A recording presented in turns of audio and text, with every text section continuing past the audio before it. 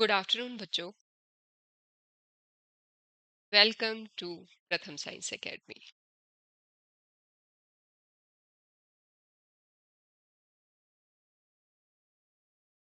Sharmila Thakur this side for motivation. संसाधनों का सेतु बनाकर देश को विकास की तरफ ले जाना है। हाँ बच्चों, आप सबको राष्ट्र निर्माण करना है और राष्ट्र निर्माण के लिए शिक्षा बहुत जरूरी है।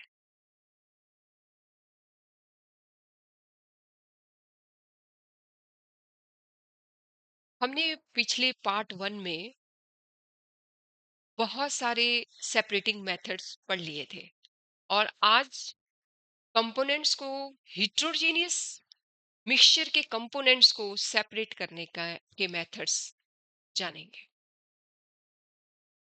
Separation of to immiscible liquids. Liquids miscible भी होते हैं और इमिसिबल भी होते हैं। मिसिबल लिक्विड्स को कैसे सेपरेट किया जा सकता है ये हमने कल देखा और आज हम देखने जा रहे हैं इमिसिबल लिक्विड्स को कैसे सेपरेट किया जा सकता है। इमिसिबल जो पूरी तरह से मिक्स नहीं होते, जैसे कि आपने देखा होगा तेल पानी में गिर जाए वो जितनी मर्जी कोशिश कर लो वो मिक्स नहीं होते क्योंकि उनकी डेंसिटीज डिफरेंट होती हैं। तो वो जितनी मर्जी आप उसको स्टिर कर लो वो नहीं अलग होते। उनको सेपरेट करने के लिए हमारे पास क्या होता है, सेपरेटिंग फनल। अब आप बोलोगे कि सेपरेटिंग फनल क्या होती है, तो ऐसी होती है सेपरेटिंग फनल। देखने में बिल्कुल ऐसी होती है। सेपरेटिंग फनल में ये आप देखेंगे, इस सेपरेटिंग फनल में मस्टर्ड ऑयल और वाटर डाला गया है। ठीक है। अब मस्टर्ड ऑयल इसमें डालते ही मस्टर्ड ऑयल की लेयर अलग बन गई है और वाटर की अलग बन गई है अकॉर्डिंग टू देयर डेंसिटी। और ये ड्रॉप ड्रॉप करके ये अलग कंटेनर में निकाल लिया जाता है वाटर, और ये ऑयल जो है ये अलग कंटेनर में निकाल दिया जाता है। ये ऑयल और ये वाटर सेपरेट कंटेनर में, इसको ड्रॉप बाय ड्रॉप स्टॉप को खोल करके सेपरेट कर लिया जाता है। इसे कहते हैं separating funnel. So let me read the lines of the NCRT. You have learnt about non-uniform mixture. Non uniform mixture क्या थे? जो दो लेयर्स बनाते थे, बन रही हैं दो लेयर्स, एक लेयर मस्टर्ड ऑयल की और एक वाटर की। Have you notice that what happens when water falls into the container that has oils, है ना? The oil and the water forms the separate layer, यही दिखता है और इसे ही हम immiscible liquid कहते हैं। Similarly, sand and water also not mix, और iron fillings और sulfur भी नहीं mix होते हैं। तो these all are the example of the heterogeneous mixture. तो how can you separate the components? Let us start, है ना, with mustard oil from water. तीन एग्जाम्पल हमने लिए हैं। फर्स्ट हमारे पास है ऑयल और वाटर, दूसरा है सैंड वाटर और तीसरा है iron filings and sulphur. First हम सेपरेट करने जा रहे हैं। उसके लिए हमने क्या किया, 5 millilitre of mustard oil 20 millilitre water में डाल दिया गया, जो कि कहाँ डाला, 50 मिलीलीटर की सेपरेटिंग फनल में डाला। ये था हमारा फर्स्ट पॉइंट एनसीईआरटी का। अब डाल दिया, लेट इट स्टैंड अनडिस्टर्ब रख दो इसको। ठीक है, और ऑब्जर्व करते रहो। तो हमें दिखेगा कि दो सेपरेट लेयर्स मस्टर्ड ऑयल और वाटर की बन चुकी है, येलो कलर की अलग और ट्रांसपेरेंट अलग। ओपन द स्टॉप, आप धीरे धीरे करके और वाटर को कलेक्ट कर लीजिए एक कंटेनर में। ठीक है, कलेक्ट होने के बाद दूसरे कंटेनर में फिर से ओपन कीजिए, उसको अलग कर दीजिए, दोनों सेपरेट हो गए। ठीक है। Can you think of an heterogeneous with a gas of one components? Gas particles are free to move in all direction. Gas particles अगर आप एक रूम में भी छोड़ दोगे, 10-12 पार्टिकल्स भी छोड़ोगे, तो वो पूरी रूम में घूमते हैं, collide with each other and also with the wall of the container. Okay, so they mix easily and uniformly with other gases, और वो दूसरी गैसेस के साथ भी यूनिफॉर्मली मिक्स हो जाते हैं because there is lot of space between the gases, है ना? And so they mix with each other, hence most mixture of the gases are homogeneous. तो बोलते हैं अब वो heterogeneous होते ही नहीं। ठीक है, वो क्या होते हैं, होमोजीनियस होते हैं। और यहाँ पे जो हम सेपरेट करने के लिए मेथड्स हैं वो है हमारे पास हिट्रोजीनियस के लिए। ठीक है, such a mixture of hydrogen and oxygen which is used as a rocket fuel homogeneous है।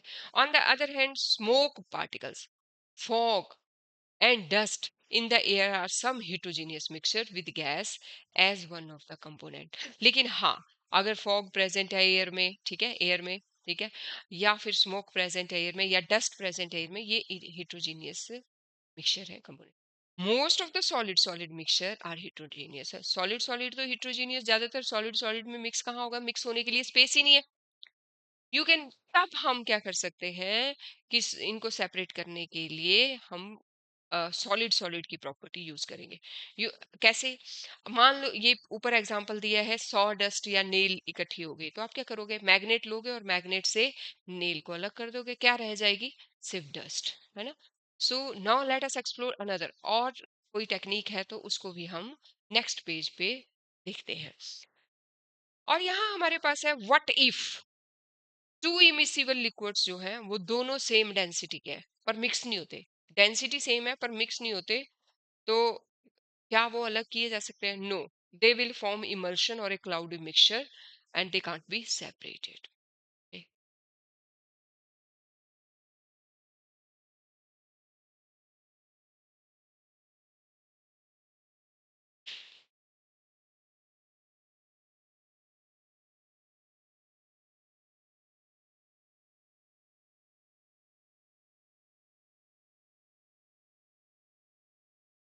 अब है हमारे पास सब्लिमेशन. सब्लिमेशन क्या होता है, changing of, changing of solid directly into gas. Phenyl की गोली होती है, मम्मा कपड़ों में डालते हैं, सर्दियों में डालेंगे, जब गर्मियों उसमें उनको खोलेंगे तो वहां पे वो गायब होगी. कपड़ों की गर्मी से सॉलिड डायरेक्टली गैस में कन्वर्ट हो गया, उसे सब्लिमेशन कहते हैं. Let us explore the sublimation process. Take a spatula full of mixture containing crushed camphor. Camphor, camphor क्या होता है, कपूर. कपूर और सैंड है इकट्ठे. Put it in a clean and dry china dish. डाल दो इसको, और इसको ट्राईपोड पे रख दो, ठीक है, चाइना डिश में रख के. Take a clean and dry, ये फनल ले लो, ले ली फनल, ये फनल ले ली क्लीन और ड्राई, ठीक है. कीप दिस फनल, उल्टी डाल दो चाइना डिश पर. लाइट द बर्नर, अब बर्नर को जलाओ. आप देखोगे कि जब आप इसको गर्मी दोगे तो इसमें से कैम्फर गायब हो जाएगा गर्मी से, ठीक है. Solid directly changed into gases and left behind is only sand. Left behind only sand. Solid camphor deposits on the inner wall of the funnel while sand remains in the china dish. Solid वाला ऊपर चले जाएंगे gas funnel के ऊपर deposits, और क्या हो जाएगा, फनल के नीचे रह जाएंगे चाइना डिश के अंदर सिर्फ sand. Camphor on heating below its melting point changes directly from solid state to vapor state, ठीक है. This is known as sublimation. और कूलिंग में फिर से इसको इकट्ठा कर लें, सॉलिड में चेंज कर लें, कूलिंग करके इसके वेपर्स को, अगर back, it can be back into solid, and this is known as deposition, and this is known as deposition. Hence camphor sublimes, तो कैम्फर सब्लाइम्स, जबकि सैंड सब्लाइम नहीं होता, तो सब्लिमेशन के प्रोसेस के थ्रू इन दोनों को अलग कर दिया. You can also perform this activity using another sublimation source, naphthalene balls. है ना? In place of camphor, naphthalene balls. So there are two examples of a solid that directly converts into gas. Similarly, solid carbon dioxide known as dry ice. Solid carbon dioxide को हम dry ice क्यों कहते हैं, क्योंकि ये solid carbon dioxide भी directly gas में convert हो जाती है without changing into liquid. It directly converts into gas. तो dry ice which is used for ice cream storage also undergo sublimation. तो ये भी, इसकी भी सब्लिमेशन होती है. तो 3 एग्जांपल हमने देखे बेटा. क्या देखे हमने, नेफ्थलीन बॉल्स, नेफ्थलीन बॉल्स, ठीक है. और हमने देखा कैम्फर, कपूर जिसे हिंदी में कहा जाता है, कैम सॉरी कैम्फर कैम्फर, ठीक है। और last but not the least is solid carbon dioxide. ये तीनों सबलाइम हो जाते हैं, ये तीनों सबलाइम हो जाते हैं, ठीक है। सो तो ये गर्म गर्म करके किसी भी चीज के अंदर ये मिक्स हुए हैं तो इनको थोड़ी सी गर्मी दो, ये गैस में कन्वर्ट हो जाए। Left behind is the another one जो आपने सेपरेट करना था। Is it possible to dissolve one metal in another? Yes, metals do not dissolve into each other at room temperature पे तो नहीं होंगे, लेकिन हाई टेम्परेचर पे हम इनको मेल्ट करके मिक्स करके अलॉयज बनाते हैं, है ना। Mix to form solution. When such a hot mixture of two और मोर मेटल्स कूल्स, जब इसको ठंडा कर देंगे, गरम किया, ये मेल्ट होगी, मिक्सचर बना दिया, सॉल्यूशन बना दिया। और जब इन्हें हमने ठंडा किया तो ये सॉलिडिफाई होके नया मटेरियल तैयार होगा। तो दो या दो से ज्यादा मेटल्स आप गरम करके ठंडा करते हैं और वो मिक्स हो जाएं तो उन्हें अलॉय कहते हैं। तो उन्हें क्या कहते हैं? अलॉय कहते हैं। तो होमोजीनियस मिक्सचर ऑफ टू और more than two metals and non metals is called alloy. इनकी फिजिकल प्रॉपर्टीज जो है वो डिफरेंट हो जाएंगी, ठीक है। Physical components cannot be separate the components of an alloy. Physical process से नहीं होगा, chemically अलग किया जा सकता है।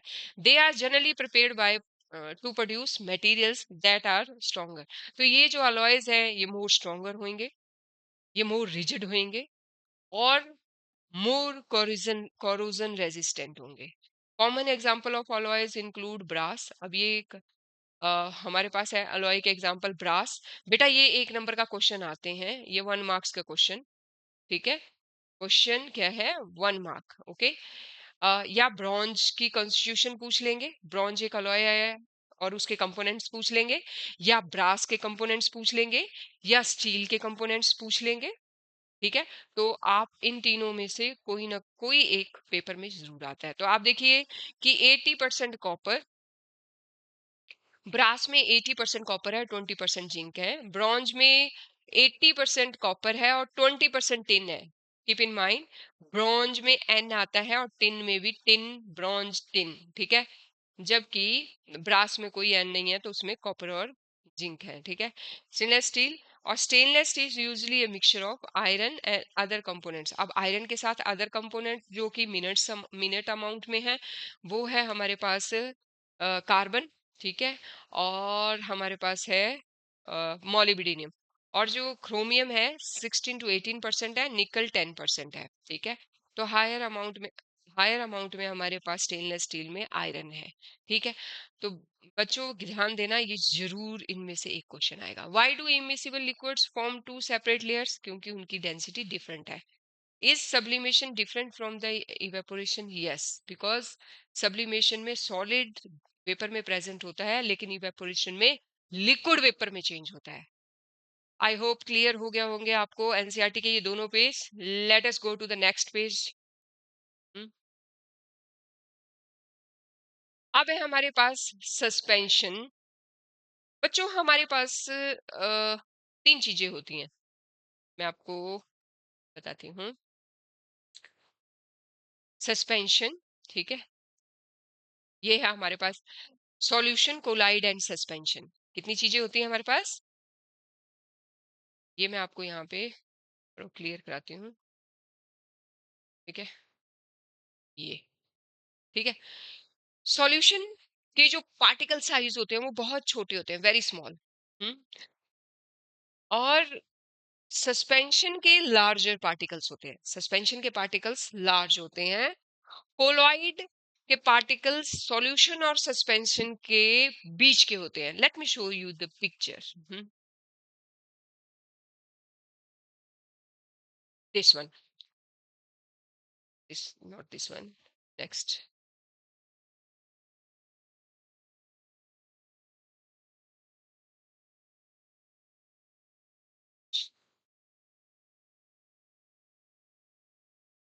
ये नो, एक मिनट, ये मैंने निकाला था आपके लिए। Okay, okay, just wait, just wait.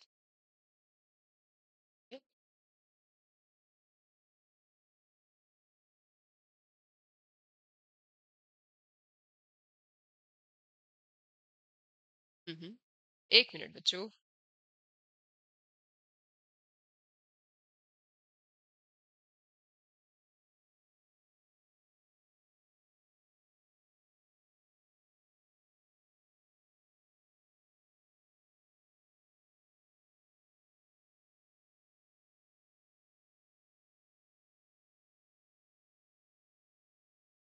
Okay,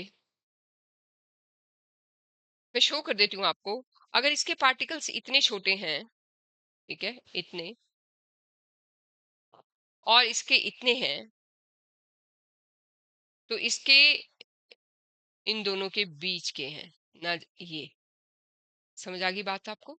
इस तरह से ये कोलोइड है, ये सॉल्यूशन के पार्टिकल्स हैं, और ये सस्पेंशन के पार्टिकल्स हैं। सबसे बड़े इसमें किसके हैं? हमारे पास सबसे बड़े ये वेरी स्मॉल, ये सस्पेंशन के वेरी लार्ज, और ये बीच के हैं। Not visible bye naked eye. Solution के पार्टिकल्स आपको खुली आंखों से नहीं दिखेंगे, जबकि कोलाइड के भी नहीं दिखेंगे, लेकिन हाँ, सस्पेंशन के पार्टिकल आपको खुली आंखों से दिखेंगे। ये स्कैटर नहीं कर पाएंगे लाइट को। सॉल्यूशन के पार्टिकल्स लाइट को स्कैटर नहीं कर पाते, और जो ऐसा प्रोसेस जिसमें बीम ऑफ लाइट स्कैटर हो सकती है, उस प्रोसेस को टिंडल इफेक्ट कहते हैं। हम लोग क्या कहते हैं? Tyndall effect. ठीक है, ये मैं आपको पिक्चोरियली भी दिखाऊंगी। तो Tyndall effect do not scatter beam of light, जबकि कोलॉइड के पार्टिकल इतने बड़े होते हैं कि वो भी स्कैटर कर लेते हैं, और सस्पेंशन के तो और बड़े हैं, तो वो लाइट को स्कैटर करते हैं। तो इस ये पार्टिकल्स और ये पार्टिकल्स लाइट को फैला देते हैं, स्कैटर करते हैं, लेकिन सॉल्यूशन के नहीं। और इस प्रोसेस को हम टिंडल इफेक्ट कहते हैं। इसके बाद है हमारे पास सेडिमेंटेशन। सेडिमेंटेशन क्या होती है? सेटलिंग डाउन ऑफ द, जब हम डिस्टर्ब नहीं करते किसी मिक्सचर को और उसके पार्टिकल्स नीचे सेटल डाउन कर दें, तो उसे हम सेडिमेंटेशन कहते हैं, settling down of the components. तो ये इतने छोटे हैं कि ये क्या ही सेटल डाउन होंगे, ठीक है, ये भी सेटल डाउन नहीं होंगे इनको अनडिस्टर्ब, लेकिन इसके पार्टिकल्स नीचे सेटल डाउन हो जाएंगे। सेपरेशन, ये फिल्ट्रेशन से सेपरेट हो जाएंगे। सिंपल, सॉरी, ये इतने छोटे हैं कि ये फिल्ट्रेशन से सेपरेट नहीं होंगे, ये भी फिल्ट्रेशन से सेपरेट नहीं होंगे, ये फिल्ट्रेशन से सेपरेट हो जाएंगे। तो ये है solution collide or suspension में distinguish between on the basis of sedimentation, on the basis of Tyndall effect, on the basis of visibility, on the basis of particle size, and separation के लिए इनके लिए filter papers होते हैं। Is it okay? तो यहाँ मैंने आपको suspension, colloid और solution क्लियर करवा दिया। Let us go to the previous pages। ये है सस्पेंशन, ठीक है। सस्पेंशन के लिए हमारे पास है,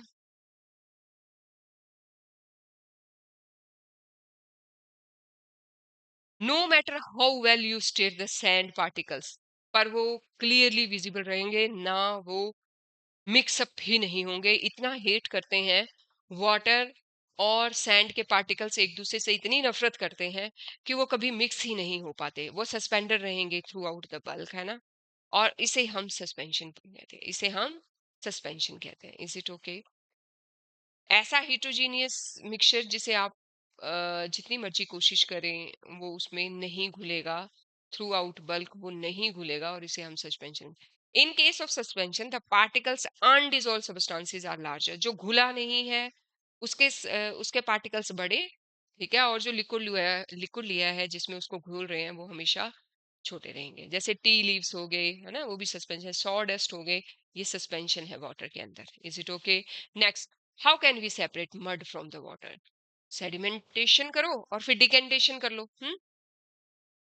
मतलब मड पानी में गिरी है, उसको अनडिस्टर्ब रहने दो, और बाद में उसमें से थोड़ी देर बाद वो पानी अलग, और वो की लेयर अलग दिखेगी, और मड की अलग, हैवियर पार्टिकल सेटल डाउन हो जाएंगे, और यू कैन, और उसके बाद उसको फिल्टर कर लो। उसके बाद क्या करो?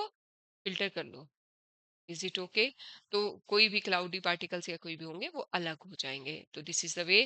नेक्स्ट है हमारे पास सेंट्रीफ्यूगेशन। Centrifugation, okay. इसमें क्या किया जाता है? सेंट्रीफ्यूगेशन क्या है? कह रहे हैं let us understand this method by playing a game. Choose a partner, एक पार्टनर चूज करो और क्रॉस कर दो, आर्म्स को क्रॉस करके उनको होल्ड होल्ड करो। जब आप गोल-गोल घूमोगे, do you feel us pulled outwards? आप बाहर की तरफ को पुल होंगे, बाहर पीछे की तरफ को, दोनों फ्रेंड्स आप पीछे की तरफ, अंदर की तरफ को नहीं, आप पीछे की तरफ को पुल होंगे, है ना? और ऐसे ही सिमिलर फोर्स, इसी तरह की सिमिलर फोर्स जो है हो, a similar force help to separate a mixture in a tube. अगर आप ऐसे ट्यूब में डाल दो और उसको ऐसे करके चर्न करो, तो एक फोर्स पैदा होती है जिसे हम सेंट्रीफ्यूगल फोर्स कहते हैं। ठीक है, सेंट्रीफ्यूगेशन टेक्निक कहते हैं।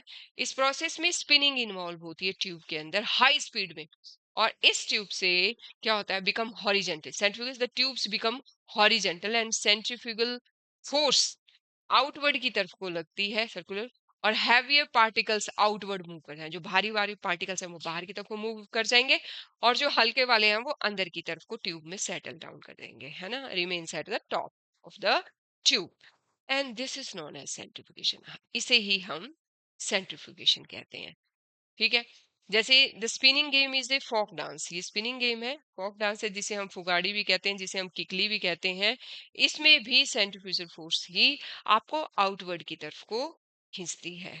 Is it okay? Next, next है हमारे पास द पेपर पेपर फ्यूज। देखिए, ये है कार्डबोर्ड, ये कार्डबोर्ड है, कार्डबोर्ड है, हाँ, और ये है ब्लड सैंपल, ये क्या है, ब्लड सैंपल, ठीक है, और ये आपने टेप कर दिया, इस पे क्या किया, टेप कर दिया। ये आपके पास कार्डबोर्ड है, आपने इसे टेप कर दिया, और यहाँ सेंटर से स्ट्रिंग के साथ हैंडल लगा के इसे ज्वाइन कर दिया। Is it okay? This is paper fuse. अब ये किसके लिए किया गया है? ये लाइटर और हैवी कंपोनेंट्स को ब्लड के अलग करने के लिए इस्तेमाल किया गया है। Centrifugation is usually done using A electric machine. वैसे तो ये इलेक्ट्रिक मशीन करके, लेकिन कॉमनली कॉमनली कुछ लोग एक कॉमन सा आइडिया अपना के भी इसको तैयार कर लेते हैं। ठीक है, simply simple hand power device called a paper fuse can be perform the same process. जो इलेक्ट्रिसिटी से यूज होने वाली मशीन करती है वो पेपर फ्यूज कर लेती है, जो हैंड से बनाई होती है, और वो इस तरह की होती है। अब इसमें क्या होता है, by spinning the blood sample at a very high, इसके ऊपर आप इसको स्पिन कर दो वेरी हाई स्पीड में ब्लड को, हैवियर कंपोनेंट्स लाइटर वन से अलग हो जाएंगे, जैसे लेबोरेटरी में होते हैं। ये लो कॉस्ट मशीन है, लो कॉस्ट टूल है, और डिजीज को का पता लगाने के लिए, कौन सी डिजीज, मलेरिया एंड एनीमिया, तो रिमोट एरियाज में मलेरिया और एनीमिया को पता करने के लिए पेपर फ्यूज टेक्निक ही इस्तेमाल होती है। बेटा this is new for you, ये पुरानी एनसीईआरटी में नहीं था। सो अच्छा, अच्छी नॉलेज है, इसे लीजिए और औरों को भी दीजिए कि पेपर फ्यूज के थ्रू हैंड्स से अगर हायर रेट पे इसको घुमाया जाए, हाई स्पीड में, तो ब्लड के लाइटर और हैवी कंपोनेंट्स अलग हो जाते हैं, और इस टेक्निक से हम मलेरिया और एनीमिया फाइंड आउट कर सकते हैं। Is it okay? नेक्स्ट है हमारे पास,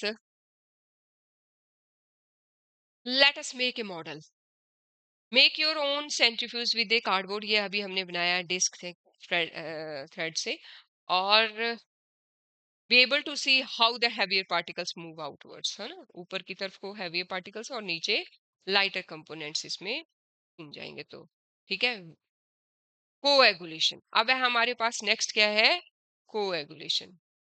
आपने देखा होगा फटकरी, फटकरी जिसे इंग्लिश में एलम कहा जाता है, उसका पाउडर लो आप और मडी वाटर में डाल दो, मड है और वाटर है, उसमें डाल दिया आपने, ठीक है, एलम जो व्हाइट कलर का क्रिस्टलाइन केमिकल था, वो प्यूरिफिकेशन के लिए अब इस्तेमाल हो जाएगा। एलम क्या करेगा, फाइन सस्पेंडेड पार्टिकल्स जिन्होंने जो पड़े हुए हैं, जो इसको मडी बना रहे हैं, उनको क्लम्प कर ले, उनको इकट्ठा कर लेगा, clump together, and this clumping together of the finer particles of this to purify the muddy water is known as coagulation, is known as coagulation। बच्चों समझ आ रहा है? This process is called the coagulation. मैं फिर से बता रही हूँ, आपने फटकरी लेनी है जिसे इंग्लिश में एलम कहा जाता है, उसका फाइन पाउडर बनाना है और मडी वाटर में डाल देना है। जो मडी वाटर में फैले हुए क्लाउडी मिक्सचर में पार्टिकल्स हैं, वो सारे ही उसके उसके साथ क्लम्प टुगेदर हो जाएंगे, इकट्ठे हो जाएंगे, जो सस्पेंडेड थे थ्रू आउट वो clump together, and this process is known as coagulation. और एलम को इसमें कोएगुलेंट कहा जाता है। क्या कहा जाता है? कोएगुलेंट। ठीक है। सो मड पार्टिकल्स जिनकी कोएगुलेशन हुई है ना, और कोएगुलेंट जिसने किया है, और वो है कोएगुलेशन किया है, और वो है alum. These larger clumps thus formed settled by, अगर हम बहुत बड़ी फिटकरी का पीस लें, मतलब एलम का पीस लें, तो वो हैवी हैवी पार्टिकल्स को भी अपनी तरफ ज्वाइन कर लेता है ना, और सेडिमेंट भी करवाता है हैवियर पार्टिकल्स को नीचे, और बाद में इसको डिकेंटेशन और फिल्ट्रेशन कर ली जाती है। यही प्रोसेस पनीर बनाने में इस्तेमाल होता है, मिल्क से, कोआगुलेशन मेथड। ठीक है। और प्रोटीन, मिल्क प्रोटीन बनाने में, मिल्क चीज बनाने में यही प्रोसेस, कोएगुलेशन प्रोसेस यूज होता है। बच्चों, अब है हमारे पास कोलॉइड। कोलॉइड क्या है? कोलॉइड्स क्या होते हैं? सॉल्यूशन और सस्पेंशन के बीच के साइज के पार्टिकल्स होंगे। ना इतने छोटे पार्टिकल्स होंगे जितने सॉल्यूशन के होते हैं कोलॉइड्स के, ना इतने बड़े पार्टिकल्स होंगे कि वो फिल्टर पेपर से ही पास हो जाए ना, फिल्टर पेपर के ऊपर आ जाए और दूसरा अलग हो जाए, ऐसे भी नहीं होंगे जैसे कि सस्पेंशन में होते हैं। तो colloids may, if the components of the blood can be separated by centrifugation and the blood coagulates, it is suspension. It is a suspension. But, however, we cannot see blood cells with the naked eye. And blood cell ना solution है, ना suspension है. Blood cells क्या है? Colloid है. क्या है? Colloid है. Blood is neither a solution nor a true suspension. It is a colloid. Some examples: colloids, milk भी कोलॉइड है, टोमेटो सॉस भी कोलॉइड है, और आइसक्रीम भी कोलॉइड है, क्योंकि इसके पार्टिकल्स ट्रू सॉल्यूशन और सस्पेंशन के बीच के होते हैं। Is it okay? ये देखिए, ये किस तरह के ब्लड के कंपोनेंट्स सेंट्रीफ्यूगेशन टेक्निक से अलग किए गए हैं। ये देखो, ये हायर स्पीड पे घुमाए गए ब्लड को, इस ब्लड को हायर स्पीड पे, और इसमें जब इसमें डाला गया या इसमें हाई स्पीड में मूव किया, तो इसी में अगर तब भी प्लाज्मा अलग हो गया, ये देखिए पेल येलो कलर, और ल्यूकोसाइट्स और प्लेटलेट्स ट्रांसपेरेंट ये अलग हो गए, और ये रेड ब्लड सेल्स अलग हो गए बेस्ड ऑन देयर डेंसिटी। ये क्या है? ये कोलॉइड पार्टिकल्स हैं। क्या है ये? कोलॉइड पार्टिकल्स हैं। ये मैं आपको बता चुकी हूँ, कोलॉइड्स बीम, लाइट और बीम को स्कैटर करते हैं, आईज से नहीं दिखते हैं। Particles do not settle down when undisturb. ये पार्टिकल थोड़े बड़े होते हैं इससे, है ना। अब है हमारे पास ये, donating blood saves life. People in emergency, during surgery और अदर सीरियस इलनेस में नीड ए ब्लड ट्रांसफ्यूजन, है ना। तो हमें देना चाहिए, क्योंकि ब्लड फिर से बन जाता है ना। डोनेटेड ब्लड इज टेस्ट, पहले टेस्ट होता है कि उसमें कोई बीमारी तो नहीं है ना। It is separated into the components, और ये प्लाज्मा, प्लेटलेट्स, किसी को प्लाज्मा की जरूरत होती है, किसी को प्लेटलेट्स की जरूरत होती है, किसी को सेल्स की जरूरत होती है। तो अकॉर्डिंगली बैंक्स इनको सेपरेट सेपरेट स्टोर कर लेते हैं, और जिसको जिसकी जरूरत होती है, जिसको प्लाज्मा की जरूरत है, उसे प्लाज्मा दिया जाता है, और जिसको platelets की जरूरत है उसे। Let us try to understand what are colloids, how they different from the solution system on the basis of size। तो है ही है, scattering of light भी है ना। पार्टिकल साइज जो है हमारे सॉल्यूशन का, वो लेस देन 1 नैनोमीटर होता है, less than 1 nanometre. Colloids have larger particles 1 to 1000 nano, while suspension के 1000 से बड़े। तो लेस देन 1 नैनोमीटर मतलब सॉल्यूशन के सॉल्यूट पार्टिकल्स, है ना। और अगर कोलॉइड के हैं तो 1 से 1000 nanometre, while suspension have much larger particles. ठीक है, that is more than 1000 nanometre. Okay. Unlike suspension, the particles in a colloid do not settle, ये नहीं सेटल होते, मैंने आपको पहले ही करा दिया, क्योंकि ये यूनिफॉर्मली डिस्ट्रीब्यूटेड होते हैं, और ये टिंडल इफेक्ट शो करते हैं। इतने बड़े होते हैं इनके पार्टिकल्स की लाइट को स्कैटर कर दे। सिर्फ सॉल्यूशन के पार्टिकल लाइट को स्कैटर नहीं कर पाते, और सस्पेंशन और कोलॉइड के करते हैं। Let us go back. What happen in the when beam of light is passed through the beakers containing mixture? You have observed that the path of the light beam was not visible. Homogeneous mixture में तो नहीं visible होंगे light के, suspension में scatter होगा, suspension के scatter कर देंगे। ठीक है, मैंने आपको अभी बताया जिनके होमोजीनियस मिक्सचर है ना सॉल्यूशन स्कैटर करेगा। ठीक है, have you ever observe light scattering by particles in your own surrounding? देखा है लाइट कैसे फैलती है? Of the light particles is known as Tyndall effect, है ना, तो टिंडल इफेक्ट कहते हैं। This effect can also observe when a fine beam of light जो है डार्क रूप में एंटर करती है, तो आपको दिखता है कि लाइट में अंदर डस्ट पार्टिकल्स, क्योंकि वो लाइट को स्कैटर करते हैं। क्या करते हैं? लाइट को स्कैटर करते हैं। Is it okay? So the dust and the smoke particles in the air must, you might have also observed this process in the food, sorry, floodlights in a sports stadium. Yes, ये देखिए, ये dust particles इसको scatter करते हैं light को, है ना। तो ये क्या है? कोलॉइड के साइज के हैं या सस्पेंशन के साइज के हैं। The components of the colloid called the dispersed phase and the dispersion medium. The components of a colloid are called dispersed phase and the dispersion. The solute, ये solute and solvent है ना। The solute like components of the dispersed phase in a colloid form the dispersed phase, है ना, solute वाले dispersed phase, and solvent like components are dispersion medium. Some common colloids we encounter in our daily life, dispersed phase and dispersion medium, ये पता लग गया ना आपको? dispersed phase क्या होता है? solute क्या होता है, और डिस्पर्शन मीडियम क्या होता है? Liquid solvent. क्या होता है? सॉल्वेंट। Is it okay? तो दीज ये इमल्शंस की फॉर्म में भी होती है। इमल्शंस क्या है? ऑयल और वाटर का मिक्सचर जो क्लाउडी होता है ना।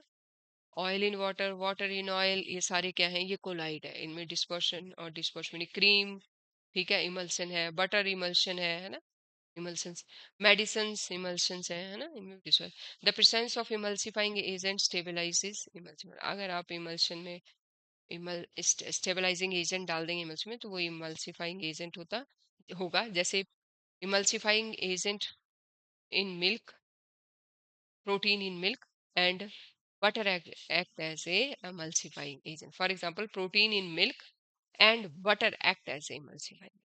तो मिल्क के अंदर प्रोटीन होती है और उसमें जो इमल्सिफाइंग एजेंट है वो क्या है? बटर है। तो इस तरह से हमने you can make a emulsion thoroughly mixing, shaking a few drops of the cooking oil with water, है ना, containing a few drops of the soap solution. तो बोलते हैं आप एक इमल्शन इस तरह की तैयार कर सकते हो। कई इमल्शंस हैं, ये आपने, मैंने यहाँ 5-6 एग्जांपल यहाँ दे दिए। क्रीम हो गया, है ना, बॉडी लोशन हो गया, बटर हो गया, ये है हमारे पास। क्लाउड्स भी क्या हैं? कोलॉइड्स हैं, है ना, कोलॉइड्स हैं। इसके बाद हमारे पास प्रॉपर्टी, इसमें आप एग्जांपल भर सकते हो, है ना। ये ये सॉल्यूशन सस्पेंशन और इनका मैंने आपको ये सॉल्व करके पिछले पेज पे दिखाया, है ना। नेचर क्या है, साइज क्या है ना। ये ये है हमारे पास टिंडल इफेक्ट। ये देखिए, ये दोनों स्कैटर कर रहे हैं लाइट को, इनके ऊपर से जा रही है ना लाइट, ये दोनों स्कैटर कर रहे हैं, पर ये नहीं लाइट को स्कैटर करता। तो सॉल्यूशन लाइट को स्कैटर नहीं करता, जबकि कोलॉइड और सस्पेंशन पार्टिकल्स लाइट को स्कैटर करते हैं। Is it okay? And scattering of light particles by collide or fine suspension is known as Tyndall effect. Is it okay? So we use various properties such as size, density, soluble, तो solubility, ये सारी properties हम use करते हैं mixture को separate करने के लिए। हमने देखा पूरे चैप्टर में, कभी डेंसिटी के बेस पर साइज चीजों को सेपरेट कर रहे हैं, कभी साइज के बेस पे चीजों को सेपरेट कर रहे हैं, कभी सॉल्युबिलिटी के बेस पे चीजों को सेपरेट कर रहे हैं, है ना। देयर आर सिंपल और कॉम्प्लिकेटेड प्रोसेस टू सेपरेट, है ना, द ingredients, है ना। तो do you know that the separation happens in nature? Nature में भी होती है, हमारी बॉडी में भी हो रही है। किडनी क्या कर रही है? ब्लड से वेस्ट को निकाल रही है, निकाल रही है, remove waste from blood. Today we face bigger challenges like cleaning oceans, ocean साफ करने करने हैं, उसके उसके लिए भी क्या डेंसिटी के बेस पर, सॉलिबिलिटी के बेस पे ही डिफरेंट डिफरेंट कंपोनेंट्स को, साइज के बेस पर ही उन कंपोनेंट्स को अलग किया जाएगा। It is also essential to treat sewage treatment को भी ना, एनवायरनमेंट में अगर रिलीजिंग इनटू द एनवायरनमेंट करना है तो उससे पहले उसको ट्रीट किया जाता है ना, उसमें सेडिमेंटेशन, कोअगुलेशन, फिल्ट्रेशन जैसे प्रोसेस वहां भी इस्तेमाल। तो नेचर में ये पेज हमें बताता है कि नेचर में हम चीज़ों को कौन-कौन सी चीज़ों को जो है वो साइज़ और सॉल्युबिलिटी और इनके बेस पर सेपरेट किए जा कर सकते हैं। ये केमिकल प्रोसेसेस और फिजिकल प्रोसेसेस अप्लाई करके। Another important task is sorting और segregating the waste at home. Dry waste such as plastic, paper, glass, metal, ये रिसाइकल कर सकते हैं हम। फूड स्क्रैप्स, वेजिटेबल पील्स, इन सबको हम कंपोज कर सकते हैं। Researchers also finding ways to recover valuable material, lithium from old batteries used in the mobile phones and laptops. Researchers इस बात की भी कोशिश कर रहे हैं कि हम लोग लिथियम निकाल लें पुरानी बैटरी से और उसका दोबारा दोबारा यूज करें, नहीं तो वो नेचर को बहुत टॉक्सिक करती है। है? तो इस तरह के नए मेथड से चीजों को रिसाइकल करके, वेस्ट को सेपरेट करके, यूज करके हम हेल्दियर और क्लीनर एनवायरनमेंट बना सकते हैं। इसलिए हमें ये separating, how to separate the mixtures, हमें ये जानना चाहिए कि कौन कौन से प्रोसेस हैं जो यूज किए जा सकते हैं चीजों को सेपरेट करने के लिए। थैंक यू बच्चों, हैव ए नाइस डे। हाँ, सुनिए, रुक रुक के सुनिए, दिमाग में बिठाइए और क्वेश्चन आंसर सॉल्व कीजिए। होपफुली धीरे धीरे मैं इनके हर पेज के क्वेश्चंस भी बनाऊंगी, लेकिन थोड़ा टाइम चाहिए। Have a nice day.